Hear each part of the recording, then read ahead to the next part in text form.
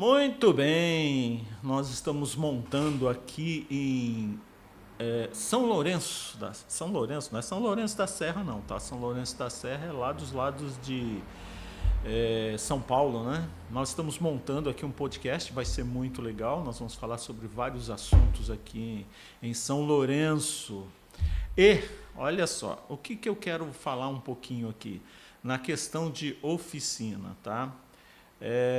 Os carros elétricos estão começando a aparecer em algumas oficinas. Lá no Rio Grande do Sul, nós temos uns amigos já que estão trabalhando fortemente com carros elétricos. Montaram uma oficina especializada, exige um elevador próprio, né? Tem que ter um elevador para descer as baterias, né, dos carros que têm a bateria embaixo, né?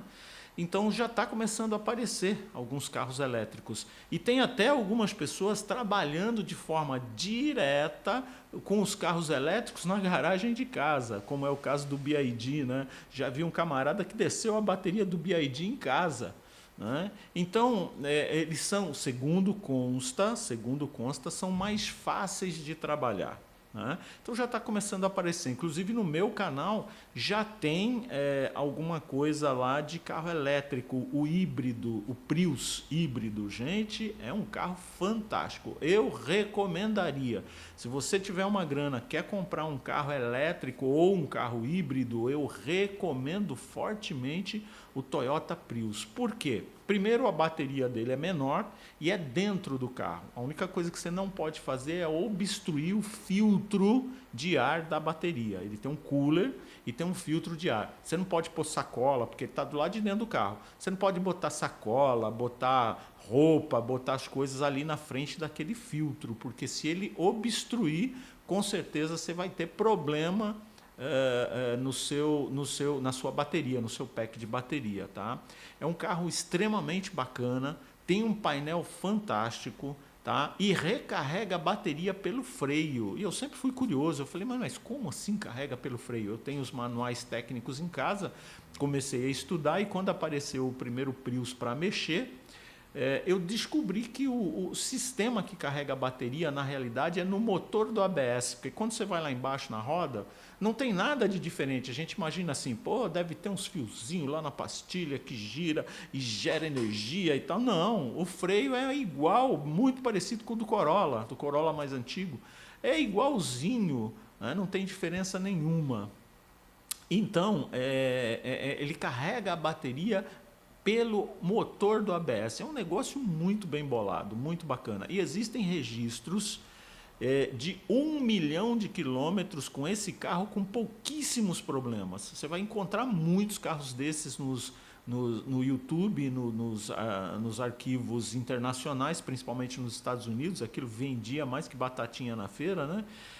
Muitos registros de quilometragens extremamente alta e com uma qualidade muito boa na questão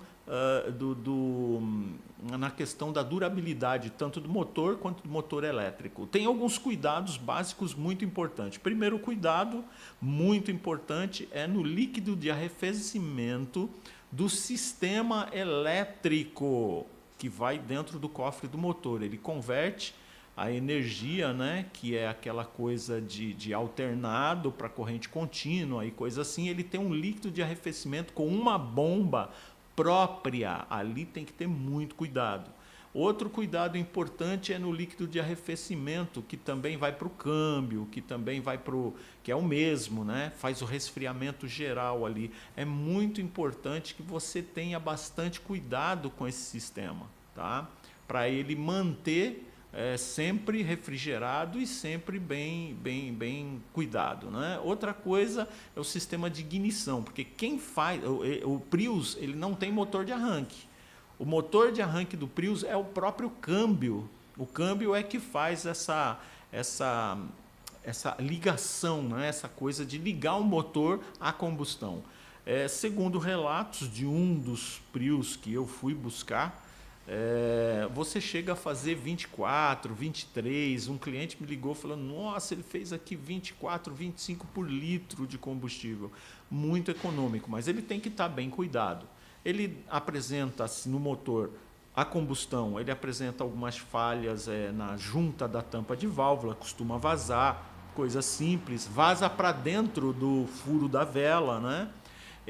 As velas, que são bastante caras, é bom sempre estar nos trinques, né? E ele costuma apresentar algumas falhas de bobina também, mas são tudo coisas de manutenção corriqueira. Fora isso, bicos injetores, às vezes você tem que dar uma limpada, uma lavada nos bicos injetores, mas fora isso, é topzera, é um carro muito bom. E nós aqui no Brasil estamos sofrendo bastante, por enquanto, com a questão do carro flex. Essa aí é a nossa técnica, fazendo uma barulheira aqui para participar do nosso podcast. Único, né? É o seguinte, nós estamos sofrendo bastante com a questão do sistema flex. Quem não tem o carro flex, como é o caso daqueles carrinhos mais antigos, né? Aqueles carros tipo, por exemplo, Palio, Uno, Gol, os carros mais antigos que eram somente a gasolina, ou até mesmo o Sentra B16, sofre demais com a questão do álcool inserido no combustível. É muito ruim, tá? Então eu sempre aconselho meus clientes, eu quero comprar um carro, procure um carro flex, porque você já está andando com gasolina, com muito álcool. Então tem posto aí, eu já peguei carro com 40% de álcool. Então é assim, você vai ter muito problema com o carro, ele vai dar cabeçada, sabe? Você acelera, ele dá aquela, sabe, aquela cabeçada, a gente chama de cabeçada, né? Tem outros que, cada região tem um nome, mas em geral ele vai dar aquela, sabe, aquela enroscada assim para poder pegar a velocidade. Isso é por causa do álcool na gasolina. E isso aí é bem chato. Então, um conselho que eu dou a você é comprar carros flex. É um pouquinho mais caro, mas nós vamos ter que, à medida em que passa o tempo, praticamente largar a mão desses carros que eram somente a gasolina no Brasil. Tá? O carro flex, ele vai te dar um pouco mais de recurso. Você vai conseguir andar um pouquinho melhor com a gasolina, mesmo com a quantidade de álcool inserida. Ou até mesmo você vai conseguir andar somente no álcool. Eu tenho um carro francês, gosto da linha francesa, que tem muito preconceito, porém eu só ando no álcool e nossa, tranquilo, o carro fica até um pouquinho mais forte. Eu ando somente no álcool, o que aqui na minha região em Minas é bem mais barato. Chega a dar, tem lugares que a diferença, como é o caso daqui de São Lourenço, a diferença chega a ser R$ 2 de diferença. Tá? Na questão do álcool para a gasolina. Na minha cidade, em Itamonte, também a diferença é bem bacana, tá?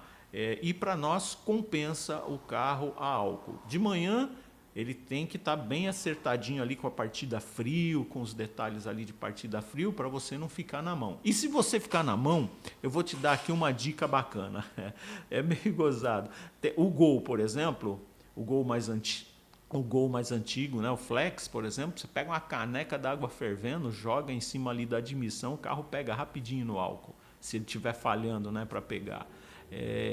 Tem alguns carros lá que você taca o soprador térmico, até o secador de cabelo ali na admissão por uns minutos, o carro pega normal. É umas maluquices brasileiras aí, vai dar certo, tá? Você pode acreditar que dá certo, que eu já fiz muito esse tipo de coisa. Mas o que eu quero dizer é o seguinte, estamos sofrendo muito com a adição de muito álcool na gasolina.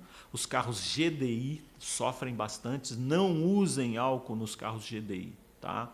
A quantidade de umidade constante no álcool acaba prejudicando o sistema de injeção GDI, tá bom?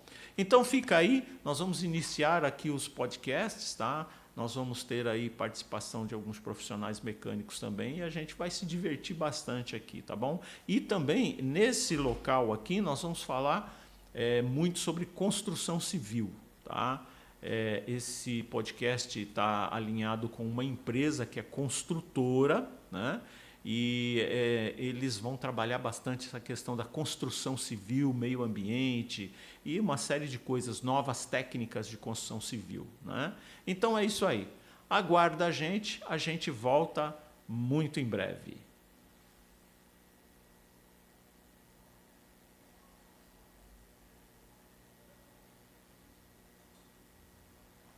Muito difícil apertar aí e encerrar a gravação? No mesmo lugar?